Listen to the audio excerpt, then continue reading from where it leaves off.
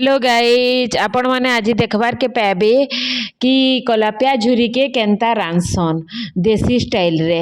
Actually ओडिशार घरे घरे पूरे पूरे इटा रांधबार शैलीटा पुराना मेथड है, लेकिन ई मेथड रे बहुत लोग रांधसन और बहुत टेस्टी भी लागसी। आ बहुत पहला केन्ता करसन कि देखुन आपण मैंने देखबार के पाउथबे कलापिया झुरी के पहला पूरा सफा कर देसन, बेसार बाटी नब।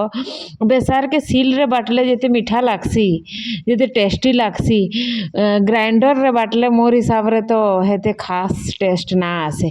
आपण माने बताबे कि सील आउ ग्राइंडर भितरे टेस्ट रो काना प्रभेद अछि।